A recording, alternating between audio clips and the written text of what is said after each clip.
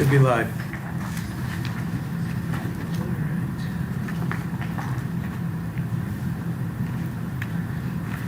Okay, let's call this meeting to order. Let's see. Everybody's got their minutes from the previous meeting on January 14th. So there's two sets of minutes actually. Okay. The minutes for the exec session just say we had an exec session. So I'd ask for separate motions, one to approve that one and then one to approve the minutes of the regular meeting. Okay. Make a motion to approve the executive session. I second that motion. Okay, all in favor of approving the minutes for the executive session, say aye. Aye. Aye. All opposed, same sign. Okay. And do we have a motion to approve the minutes of the meeting from the 14th? I motion to approve the minutes from the meeting on the 14th. Do we have a second? Second. Okay. All in favor, say aye. Aye. Aye. All opposed, same sign. Okay. Town attorney? Turn it over to you. All right. The only thing I really have for you before I hand it over to other folks is we have another easement for you to approve for the trail.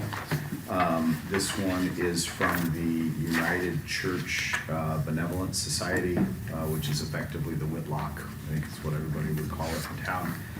So this is the portion of the trail through their property. Same form as all the other easements, just different legal description. So they are donating their easement. We're very appreciative of that. They think the trail will actually be excellent for what they do there. So I would just ask you to approve the easement. They've already signed it. So get that recorded. Okay. Any discussion? Okay. Do we have a motion to approve the easement agreement for the, is it the First United Church Benevolent Society? It's called the United Church Benevolent Society. United Church Benevolent Incorporated. Society. So.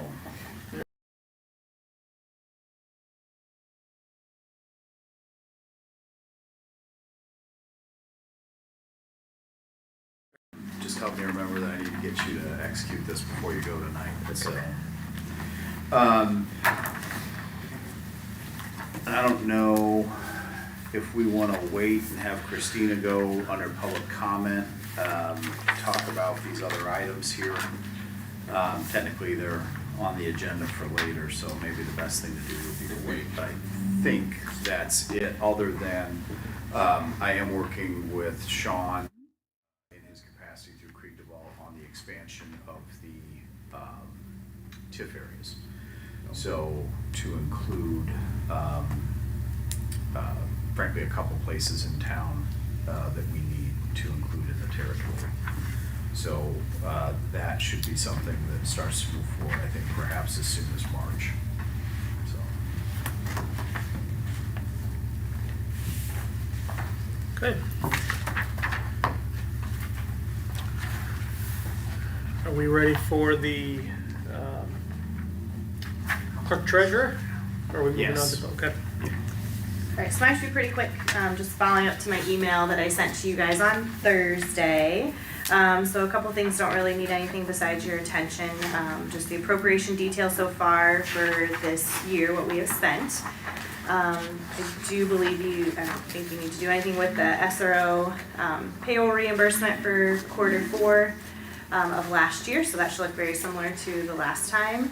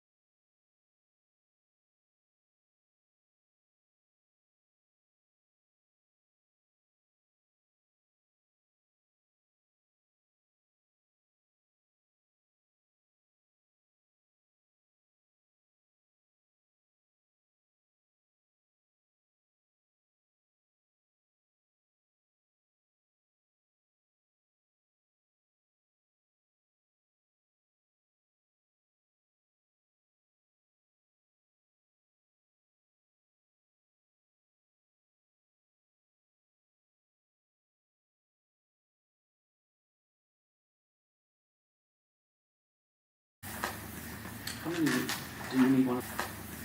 How many do you need one of these? No, I can look I at didn't make enough copies here. They'll share. Would you do me a favor and pass out the example? So we have two documents. The first one, we want to just kind of give you an update of where we're at with the project, the total cost, and some developments we've had from the construction side of things, design and construction. And then the second document, which I'll hand out after this kind of first phase, would just be some bullet points of the contract or an agreement that we would need to draft between Bremen Community Cares and the Redevelopment Commission. But obviously what you guys see is that case study example of McHenry River shops in Illinois, and again, it's been proven successful. The board has traveled there to view it, some of our board members. We're also in direct communication with them a lot of the times in regards to just understanding, they're kind of the big brother in the room, so to speak, that they've done a great job there, and they're in year, number 3 this coming year. So we'll continue to have a strong partnership with that program. So wanted to update you guys a little bit on some of the costs associated with this. We do have some site plan on page 2 as well as some renderings. We've actually backed down our shed count from 10 to 9.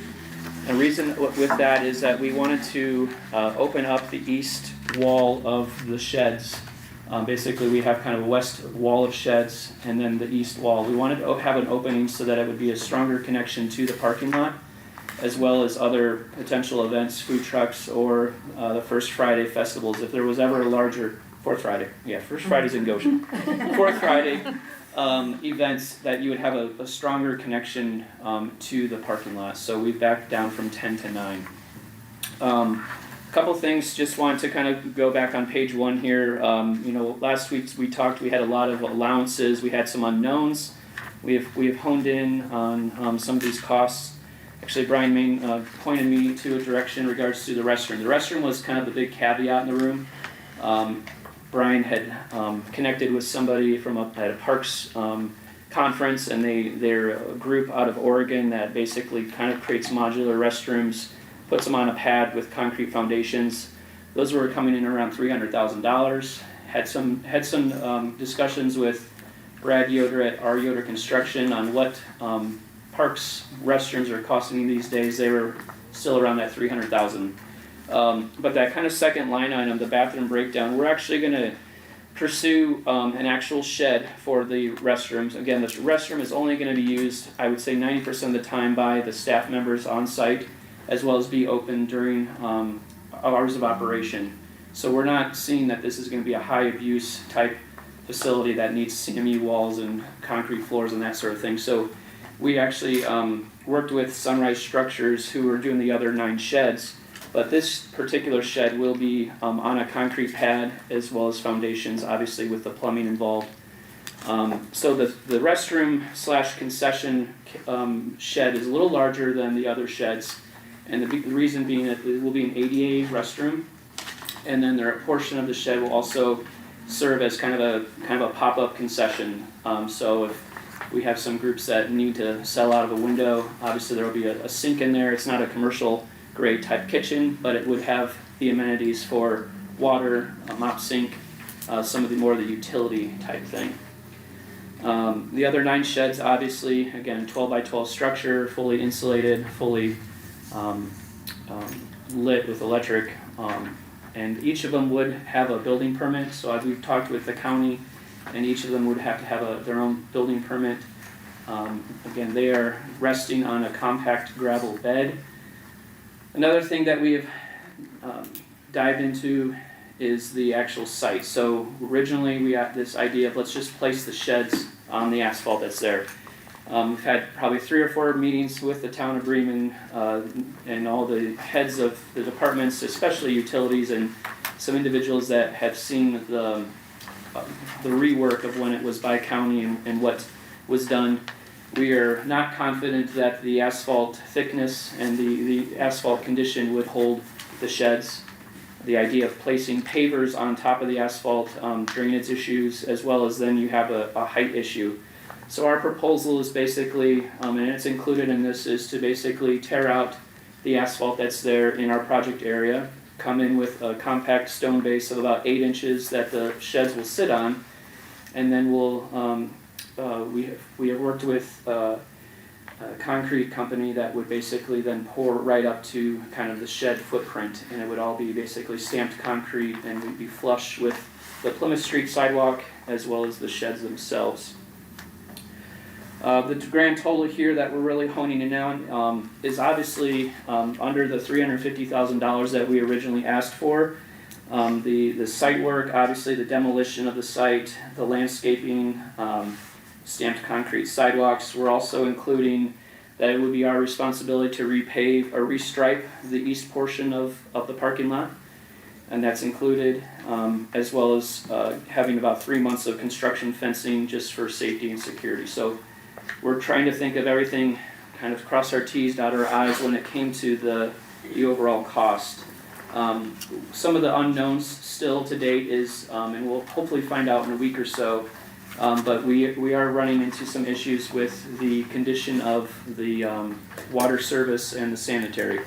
When the buildings were torn down out there and when the site was repaved, it appears that there's been some damage to the lines themselves. They ran, I believe, a camera, and Keith, you might be able to speak to this a little bit more, but they ran 26 feet in. They went in, they had to go in from the street, they ran up, they could go about 26 feet, which is just into the parking lot. It's a clay tile, and it's about half full of whatever, and they couldn't get the camera up, which they were really hoping to be able to inspect it and find out exactly where it ended to see if it was even gonna be viable, but they tried some other things, but we hired an outside company to do this, what they do for a living, and they couldn't even get up, so we don't know where it's at. So in regards to that, there's not a good record of as-built drawings of some of the utilities there, but obviously the town of Bremen has done a great job partnering with us to do some of this kind of technical dirty work, so to speak. But our thought would be is if we have good luck finding what we need to along Plymouth Street, we might end up moving the restroom concession building closer to Plymouth Street so that we're not having to go all the way back to the alley.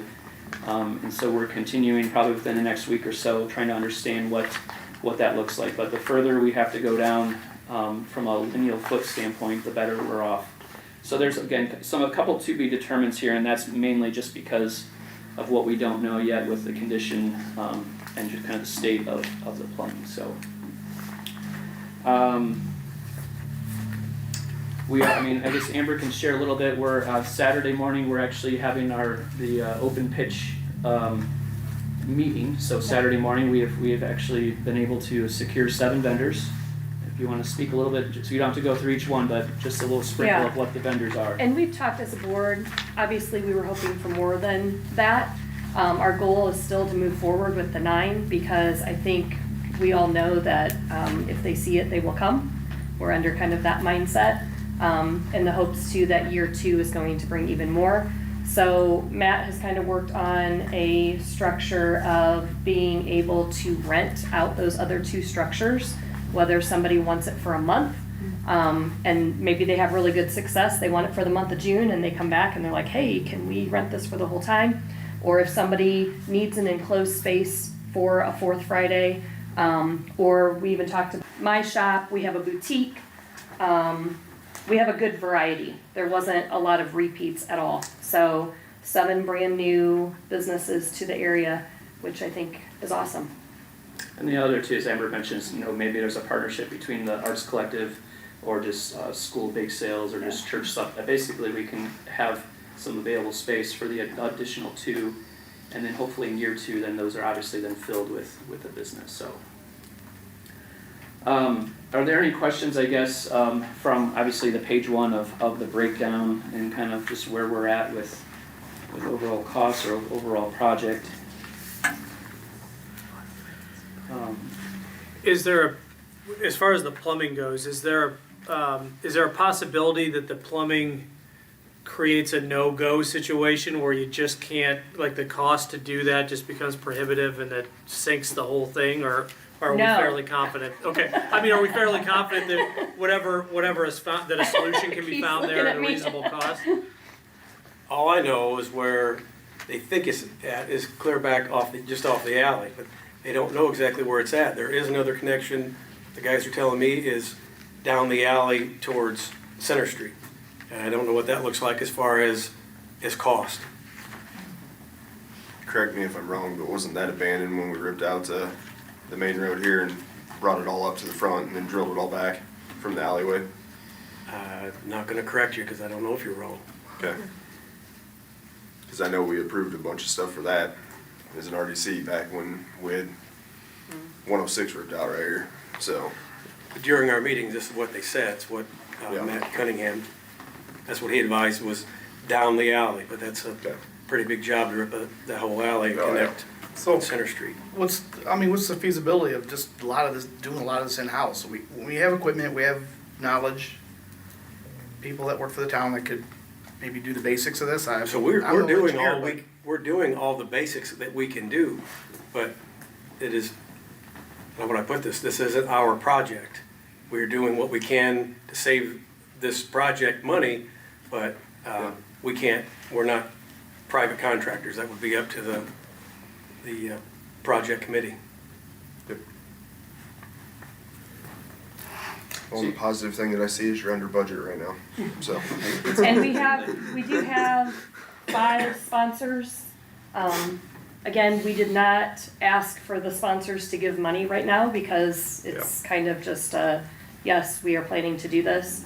And so we do have some sponsorship tiers. So we have 2 that are both at the $10,000 level and 2 that are both at the $5,000 level, and then 1 that I'm not sure what their level is yet. So our hope is that getting some of that sponsorship money in as well, that will help. We've talked about not doing the bathroom, and year 1 doing a porta potty, and that's not high on my list of wanting to cut back and not offer that in year 1.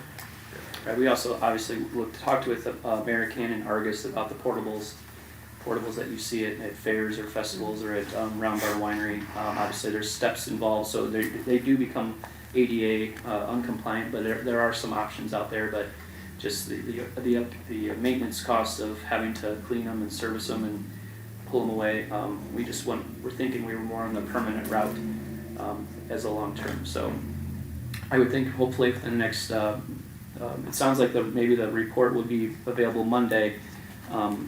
They just did some additional camera investigation from what I was told by Ray Brown. So I think we will not have those findings until next Monday though. So, but again, Plan B would, if we have good luck here along Plymouth, we move that structure as necessary. So we would be willing to, I guess, revise the site plan accordingly. So, again, all the other sheds are basically kind of floating, so to speak, but the restroom would be an actual building on a foundation. So, I guess the next part I'll just share with you, and I've shared this with Tony as well as Joe, because there was some discussions just trying to understand how do we get, we have obviously the design, the technicalities of things, but so this is just a draft, I guess, just to be mindful of that, is what are kind of the rules and regulations and how do we get this thing kind of moving from a contract standpoint. And we'll go quickly through this, but obviously, Bremen, BCC, the Village Shops, and RDC. Obviously, the Bremen Village Shops is still under the umbrella of Bremen Community Cares, very similar to the Farmers Market and the Community Center. The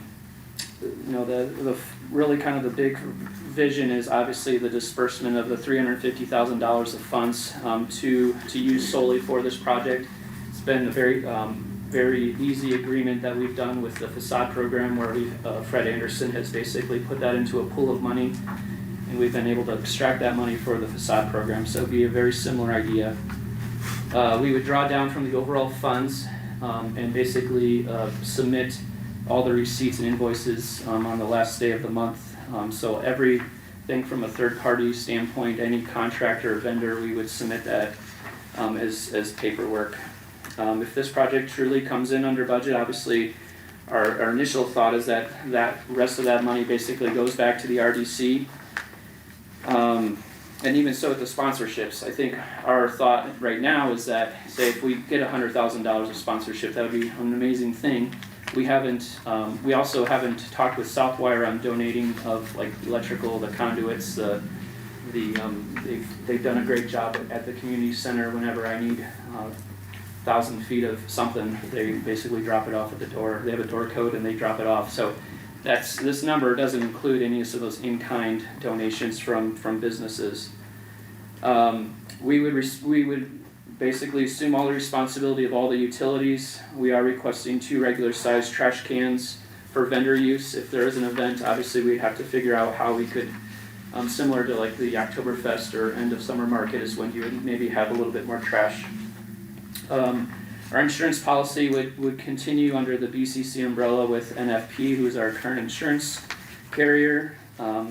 We would have to create an official site plan that would show kind of an imaginary lot line that we would assume kind of responsibility, anything west of that lot line. And the RDC and the parking lot would continue to kind of function as status quo. So we would be taking care of the snow removal on our portion, and then obviously the town doing a clean sweep of the parking lot like they do now. On page 2, there's been discussion, obviously, if this project tanks, is that the thought here is that the RDC would own the 9 sheds. If this program dissolves, the RDC has the right to sell the sheds and recover the cost liability. Other items on the site like park benches, flower planters, that could be something that maybe the park system can get, or other parts of town that maybe those smaller amenity things could potentially go to other nonprofits, the school system, that in that regard. Sponsorship gifting could either go back to the RDC or it could continue to be infused into the actual programming of the program. So all of the necessary things to continue with training, Really upkeep and chamber membership, upkeep. Just again, it's about the knowledge of how do you operate a business and hopefully plug them into a storefront when available. Income generated by that $2,500 fee, so that's a contract that the vendors are going in with. That is helping with utilities, insurance, and maintenance. If the RDC found out that there was a development like a 3-story building, that would be, in my opinion, an amazing thing one day, or a 2-story mixed-use building. We would just ask for 60 days notice so that we can basically pick up and, what's that term? Basically pick up our tent and move elsewhere. Maybe the parks would give us some land. We're also requesting, and this might be one is just to consider, is that the east portion of the site would just exclusively be used for downtown business. So basically, we're going to continue to maintain the number of parking spots. They're just in a 90-degree format. But with parking being important to the downtown businesses as well as our shop, that it would be something that maybe that you would consider that this would only be exclusively used for downtown business and not apartments or houses a couple blocks north. And that we would request and obviously work with the town of Bremen to temporarily use the parking lot for, say, the 4th Friday festival and work on parking lot closure as needed. And again, we're assuming responsibility of a third party for restriping. Austin Langdon sent me the quote from the TCS of when it was restriped, so we have a placeholder of about $10,000 in there right at the moment. So again, these are just bullet points, obviously, that Tony and others that would have to agree upon, but these are kind of where we're approaching it from more of a legality standpoint and partnership with the RDC and the town of Bremen as well. So.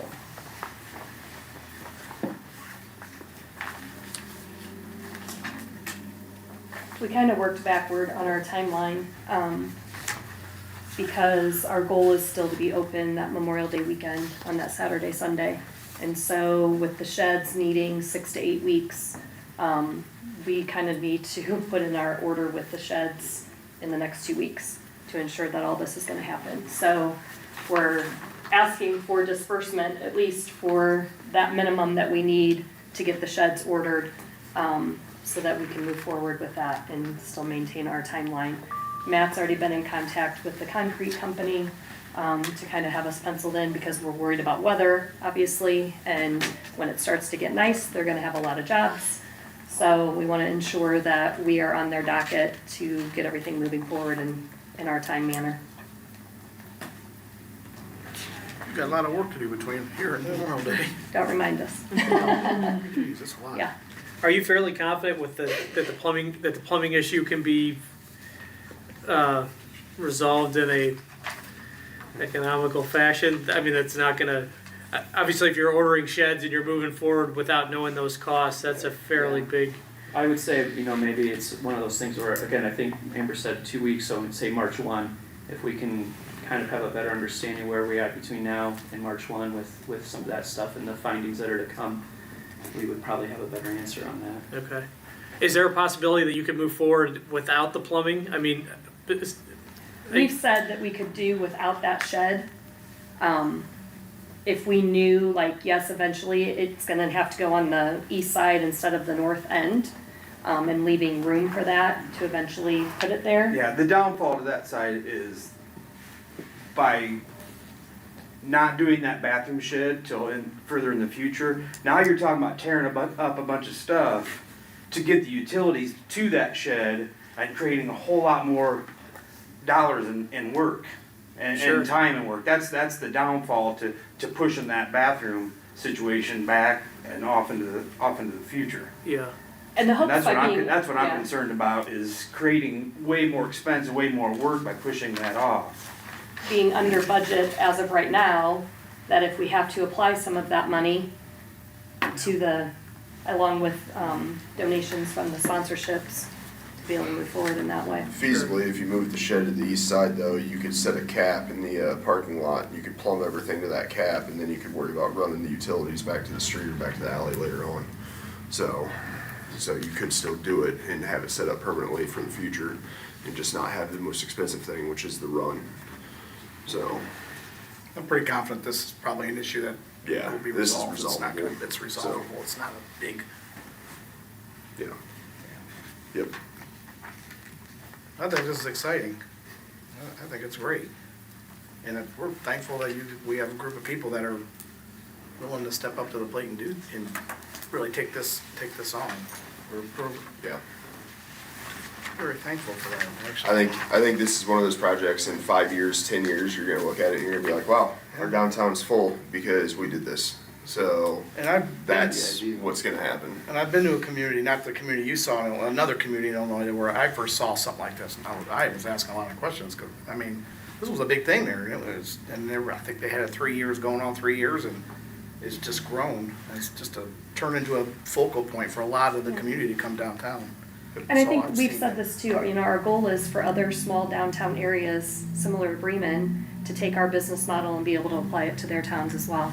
I mean, that's, in education, we're all about sharing our information, and we're thankful to McHenry and Batavia for helping us with that. And I would love to be able to have the community of Argus come to us and say, how did you do this? We want to put 3 of these in our little park. Can you help us? Yep, we would love to help you. Absolutely. Because if they can grow, it's only gonna benefit all of our towns and our community and Marshall County as a whole, so. Yeah. And I think the other thing that we're thinking is also how do we strengthen the downtown businesses. I mean, even Olive and Company said, I'm gonna maybe test the waters and be open on Sundays Yeah. as a result of this. So year 1 is gonna obviously be a trial run with hours and expectations of that. But obviously we'll adjust and lessons learned.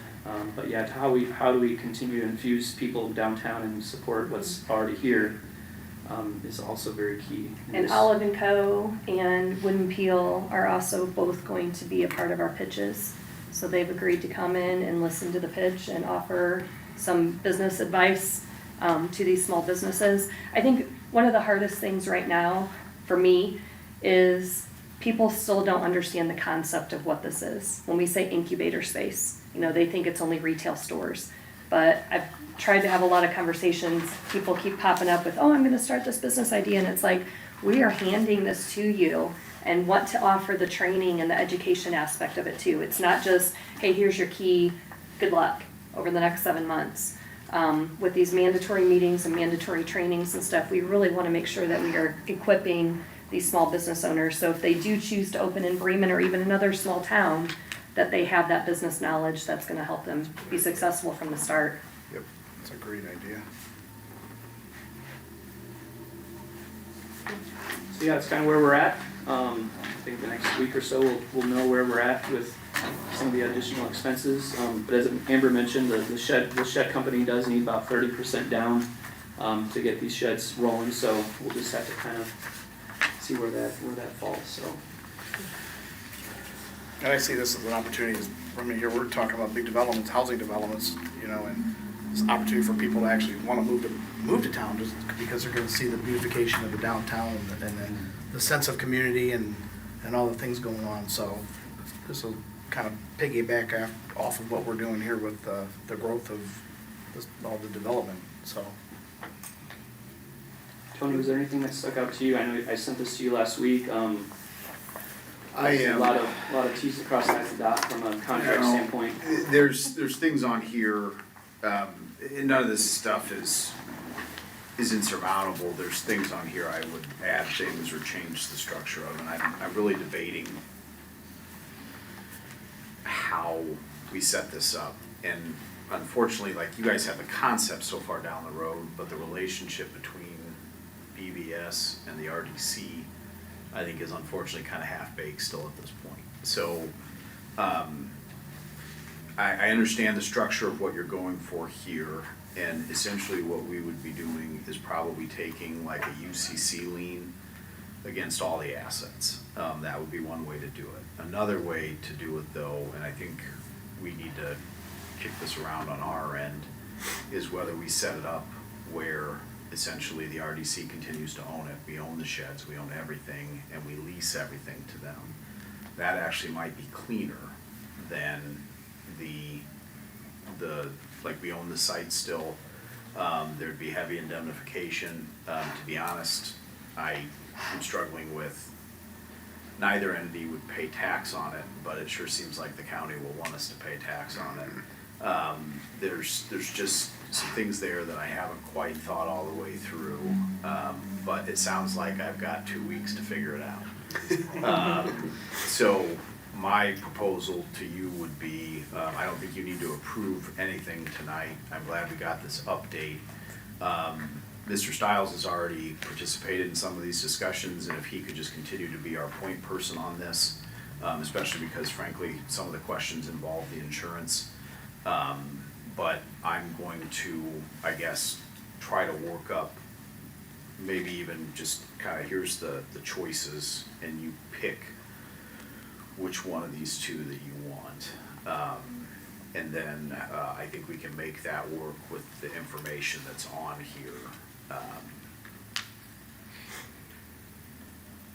So yeah.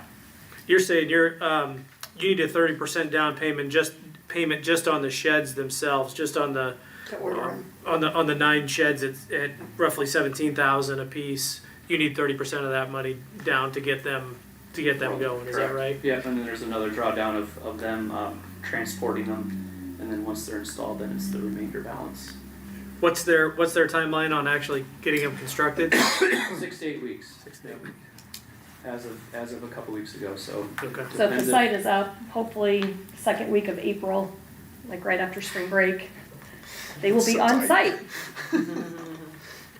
That's the plan. Tony, to your point, I agree, the UCC one thing would be messy versus the lease would be much cleaner. Right. So, And because because some of it, I think we're adding extra steps into this. Yeah. If we give you the money and then you turn around and pay it. But Yeah. this would be something where the RDC actually purchases the sheds. We're kind of responsible for getting it set up. And then essentially you're doing a lease that puts you in charge of essentially managing it, doing the maintenance. And if you're taking in donations, you've got, you know, frankly, some capitalization there before you get your rents coming in. I think that would work. And we can make it, you know, essentially friendly. You know, it's not something where we're gonna be hell-bent on getting the rent paid necessarily, but it's probably the best structure, I think, and that's a little different than what we've discussed, but I'm trying to do this in such a way that it protects, you know, the RDC's investment in this. I think also it's gonna protect them too. Like, for instance, if we were to serve them with a 60-day notice that they needed up and move, and we had UCC1 filings on all of those, that would get extremely messy if they owned it and we're the first call and everything. I already marked that up to 90 days, like, Right. you need more of a heads Yeah, up than you need that more of a from heads up than us. 60. But, I mean, that's, Each of you will have a shed in your driveway. Or there'll be Yeah. 9 in Like, Amherst. my kids would be happy So- with that. They're like, so I need a new shed in my backyard, so. I think the big loser here is probably Miss Atkins, because it'll be more paperwork for her. We're not outsourcing that, but it's putting us in the middle of it, but frankly, I think that's probably the more responsible thing to do.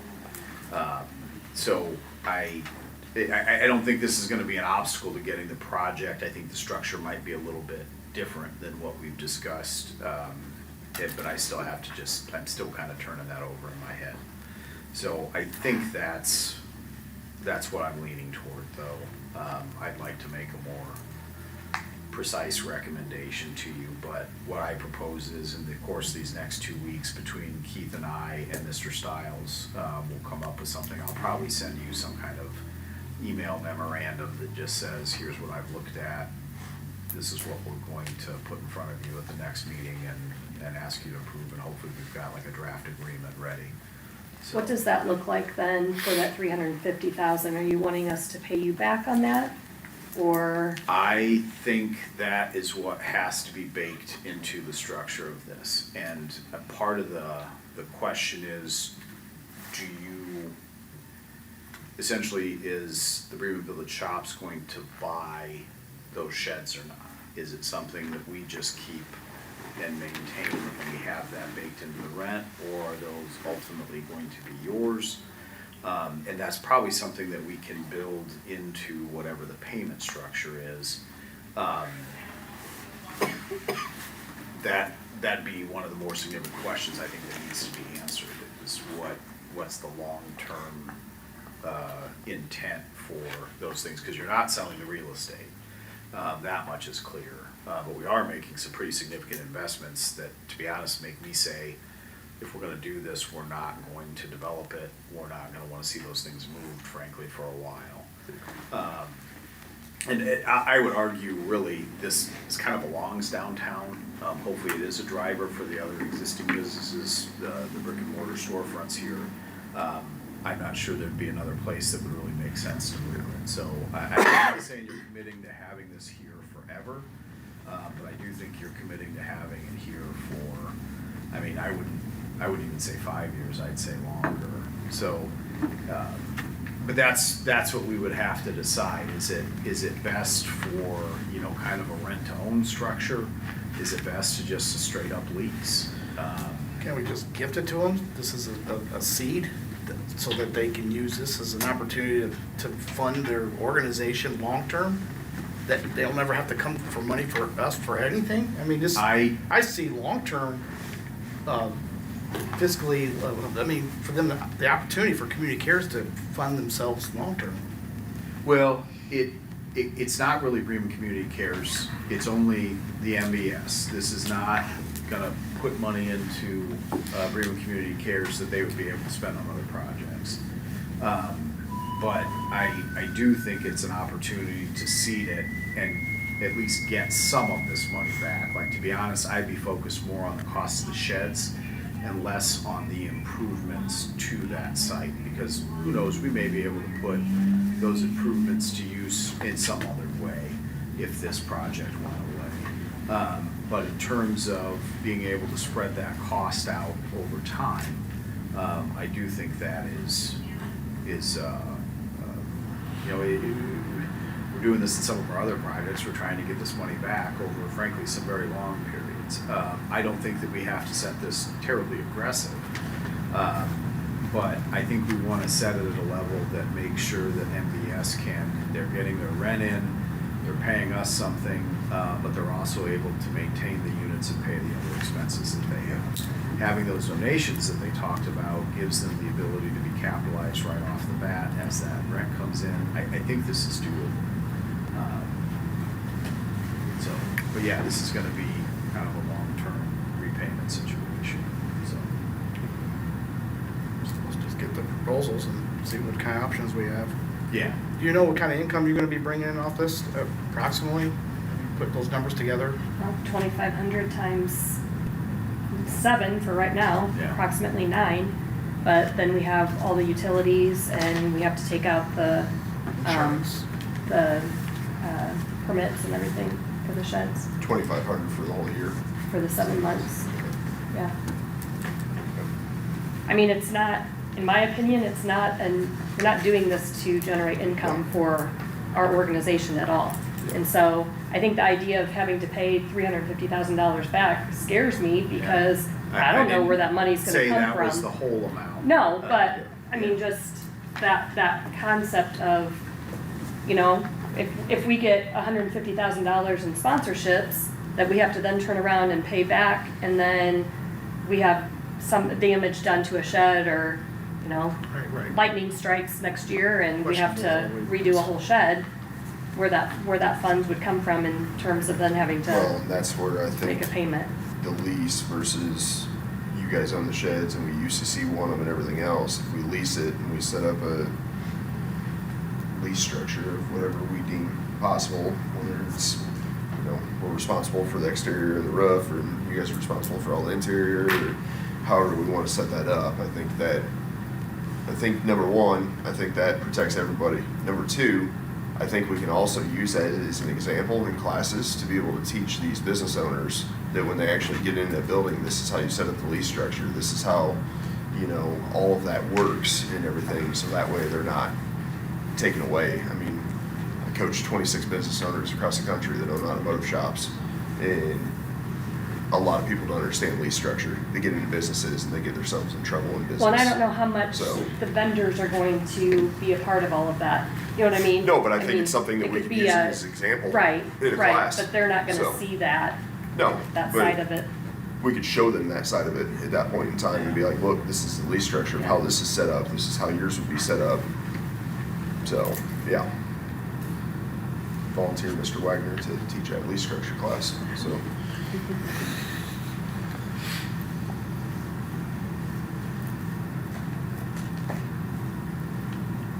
If there's no other questions, we'll kind of sit tight and Yep. Yeah. go from there. Thanks for all the work. Yeah, It's, thank you. guys. it's exciting. Let us know on the plumbing.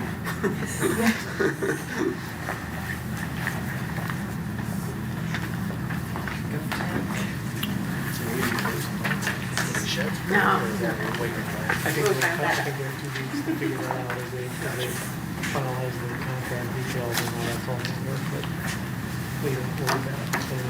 Yep, let them get this mud work. Okay. Yep. Okay. Christina, we up to you? Yep, I guess we're up to me. Okay. Thank you all for having me. Wanted to give you guys an update. We've kind of, now that we have a developer selected, project's starting to take shape. We actually have something I can like say, here we are, here's an update. So, wanted to come back, so you guys all have a packet.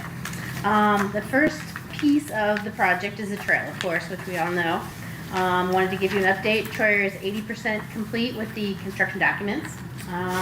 We've paid them 70 of the 137, and so that's about a run pace for where they are for their 80 to 85%. They're going to be out here on Wednesday, or tomorrow, excuse me, is Wednesday.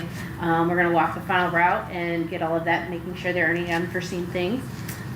So Brian and I have been meeting every 2 weeks with Troyer, working on the design and finalizing all of that. I kind of put in here, kind of showing the benches and kind of the signs where we're kind of finalized on at this point in time. Right now, the first phase is what they're going to complete, and that pretty much gets us up past the Lutheran school. So around the Lutheran school to there. At that point, we're still finalizing the site access or site control of those areas. So that will go out at a later date. That's kind of where we've decided that we can tackle in this first phase, and we want to get it out and get the prices back in. So that's kind of the one piece. The second piece is the Stock Street. So as of now, that project, I think we kind of talked about it, but wanted to give you a little more formal example of where we're at. We added the water to get to the third roadside for Collins. So, and had to loop it we moved it down to Marshall so that we could pick up the Whitlock as well, any of the expansions that they are talking out there. So, the water line project got a little more extensive because now we kind of lumped in what we had as a single line item before with this project because it saves us money, frankly, to do it all at one time with the same contractor. They're about 98% complete with the construction documents on that. JPR has done a very thorough review. We did a page turn with them. Dan has completed all of those corrections, and right now the JPR is doing the final review on those. So we should have any last comments and be ready to get those contracted or set out for bids by the end of the month. We are still in conversations with on how that's going to be contracted, either through Mr. Pfeiffer or through another developer, so that we don't have to do the whole public bidding. JPR though has fully reviewed all these drawings, making sure they comply with all of the town standards. And we have a proposal from them, you can see down here, for JPR to do the final inspections and approve the pay-apps and accept the assets on behalf of the town. So this is something that's kind of come forth from the town utility folks, that they don't have the capacity to do that level of supervision and want to make sure that everything is done correctly. So there is a contract at the end that I'll ask for approval on for those additional services. So they've quoted those per month to